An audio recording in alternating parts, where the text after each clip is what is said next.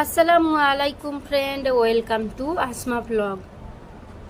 কাছে দূরে যে যেখান থেকে আমার ভিডিওটা দেখছেন, আল্লাহ যেন তাদেরকে সুস্থতা দান করে।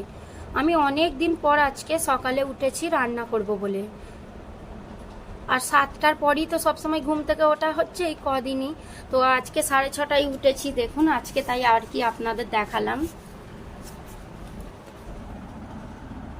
এটা বৃহস্পতিবারের ভিডিও, শুক্রবারে পোস্ট করার কথা, আমি শনিবারে পোস্ট করছি। কারণ কালকে হাজব্যান্ড ছিল না, আতিফবাবু এত অন্যায় করেছে। ওর দাদার ছিল না, দাদার জন্য কত কাঁদছিল, খালি ওকে ফোন করতে হচ্ছিল, হাজব্যান্ডকে ফোন করতে হচ্ছিল, আর আমাকে এত জড়াজড়ি করছিল, তাই জন্য আমি আর কি ভিডিওটা পোস্ট করতে পারিনি।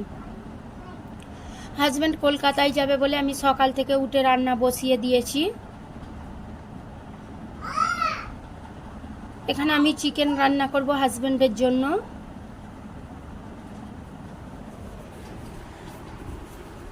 আমি চিকেন খাবো না, আমি ডিম রান্না করব আমার জন্য, তাই জন্য আর কি আলাদা করে চাপাতে হচ্ছে। আর এখানে আমি আলু ভাজতে দিয়েছি, দেখুন দু রকমের আলু আছে, একটা ছোট সাইজ আর একটা বড় সাইজ। আমি বড়টা আমার জন্য বাড়িতে রান্না করব, আর ছোটগুলো হাজবেন্ডের জন্য চিকেন দিয়ে করে দেব, যেহেতু অফিসে এমনি কিছু নিয়ে যাওয়া যায়নি চিকেনটা ছাড়া। আর এখানে আমি পটল আলু ভাজা করছি, দেখুন। হাজব্যান্ড আর আতিফবাবু ঘুমাচ্ছে, আমি সকাল সকাল উঠে রান্না করছি। প্রথমে তো আমার ঘুম একবারে চোখ থেকে ছাড়ছিলই না, তারপরে যাই হোক ছেড়েছে। রান্না বান্না করে অর্ধেকটা হয়েছে, তো আমি আমার খাবার নিয়ে বসে পড়েছি। এখানে তোমার খুব জোরে খিদে পেয়ে গিয়েছে, আমি রান্না বন্ধ করে দিয়ে আগে খেতে বসে পড়েছি। লেবু পানি খাওয়া হয়ে গিয়েছে। আর এখানে আমি পানি নিয়েছি, ছোলা আর চা আছে সঙ্গে, গরম গরম চা। ছোলাটা ভিজিয়েছিলাম। তারপরে দেখুন হাজব্যান্ড উঠে পড়লো, উঠে মোটরটা চালিয়ে দিল। আর আমি এখানে বোতলগুলো তুলে নিচ্ছি, হাজব্যান্ড কলকাতায় যাবে, গোসল করবে বলে আরও চালানো হলো। পটল আলু ভাজাটা আমি তুলে রেখে দিয়েছি অর্ধেকটা, আর হাজব্যান্ডের জন্য এখানে টিফিন রেডি করে দিয়েছি। এখানে আলু আর ঝোলটা দিয়েছি, আর চিকেনটা আলাদা একটা কৌটোয় দিয়েছি। আর এখানে আছে পটল আলু ভাজা, আর ভাতটা গরম বলে আমি অর্ধেক দিয়েছি, আবার দেব। রান্নাবান্নাগুলো করতে কিন্তু অনেকটা মানে দেরি হলো, আর কষ্টও হলো। অনেক দিন পর তো, অভ্যাসটা ছিল না, অভ্যাসটা কেটে গেল। প্রায় 1 মাস সকালে উঠতে হয়নি, উঠে রান্নাটা করতে হয়নি। উঠতে তো এমনি হয় 7টার পরে উঠি, 6:30টায় অনেক দিন পর উঠলাম। উঠে পড়ি জানেন তো 6টায়, 5:30টায় ঘুম ভেঙে যায়, উঠে আবার শুয়ে পড়ি। আর এখানে আমি আমার ডিম রান্নাটা শুরু করে দিয়েছি, কারণ একবার কিচেন থেকে বেরিয়ে গেলে না রান্নাটা আর করতে ভালো লাগে না। তাই একেবারে এই হাতেই রান্নাটা শেষ করে তারপরে কিচেন থেকে বেরোবো। আবার আতিফবাবু ঘুমাচ্ছে, আতিফবাবু উঠলে এখন আতিফবাবুর পিছনে 1 ঘন্টা সময় লাগবে। ঘড়ির টাইমটা দেখুন কটা বাজে। আমি এখানে আমার রান্নাটা চাপিয়ে নিই।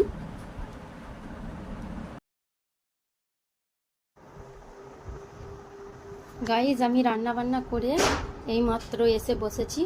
আর সকাল থেকে একটাও ভয়েস দিইনি, ভয়েস ওভার দিতে হবে। সকাল থেকে একদম কথা বলতে ভালোই লাগছিল না গরমে, আর অনেক দিন পর সকালে উঠেছি তো তাই জন্য। আর আতিকবাবু দেখুন পশ্চিম দিকে পা করে শুয়ে আছে। আর এখন যদি সরাতে যাই, সরাতে গেলেই উঠে যাবে। এই যে একটু এসে বসেছি, বসতেই দেবে না। ডিম রান্নাটা চাপিয়ে দিয়ে এসে একটু বসেছি হাওয়ায়।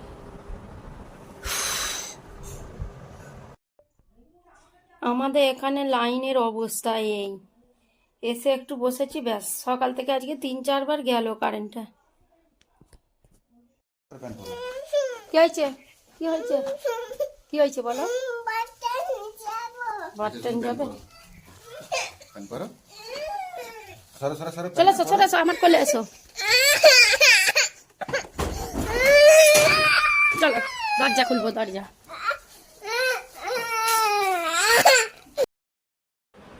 এখানে হাজব্যান্ডের দেরি হয়ে গিয়েছে, তাই তাড়াতাড়ি সরে যেতে বলছে আমাদের। আর আতিফ বাবা তার মধ্যে কাঁদছে, দেখুন, তাও নিতে বাধ্য হলো। ন্যাংটা পোদা কোথায় যাবে?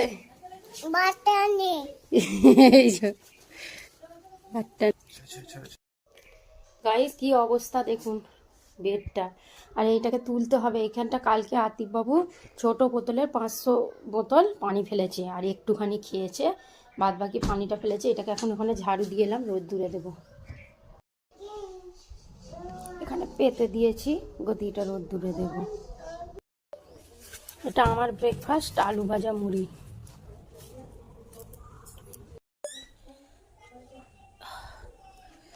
কিচেনের অবস্থা খুব শোচনীয়, ক্লিন করতে হবে।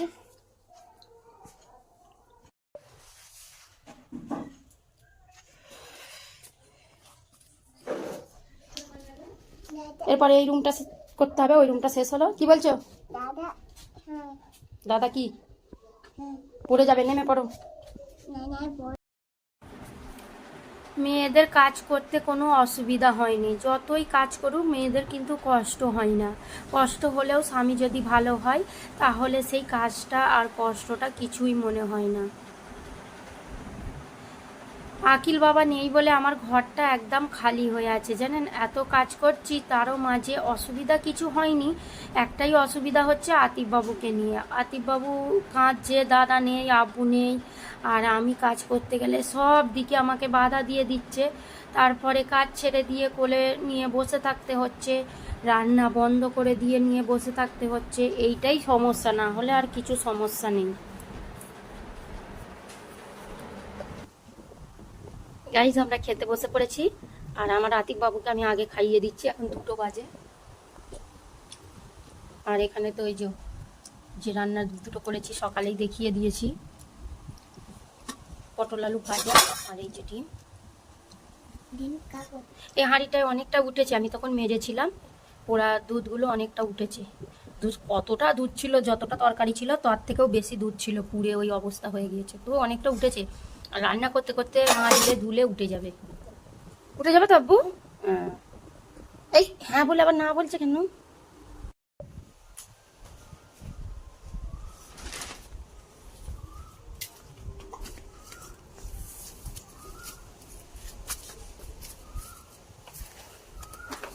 চলো।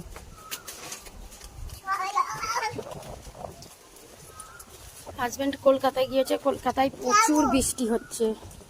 আমাদের এখানে একটু পরিষ্কার, আমাদের এখানে তার মানে একটু পরেই হবে, বিকালের দিকে। সব কাপড় তুলে শুতে বলছে, কাপড় তুলে নিয়ে তারপর শুতে হবে, নাহলে সব ভিজে যাবে।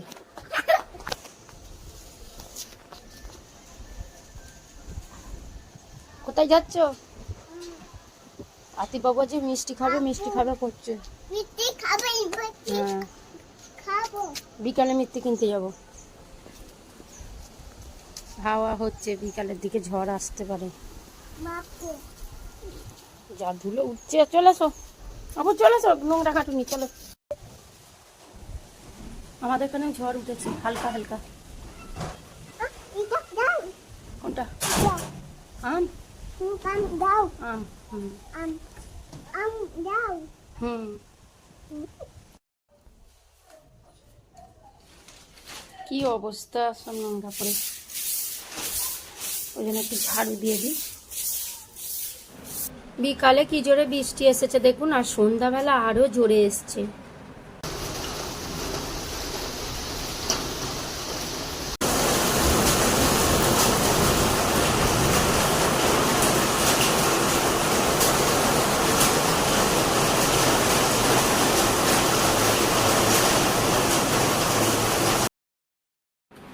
আমার ভিডিওটা দেখার জন্য অসংখ্য ধন্যবাদ। ভিডিওটাই একটা লাইক করে দেবেন, আর এরকম নিত্য নতুন ডেলি ভিডিও পেতে আমার চ্যানেলে চোখ রাখুন। দেখা হচ্ছে নেক্সট ভিডিওর সঙ্গে। সুস্থ থাকবেন, ভালো থাকবেন, আল্লাহ হাফিজ।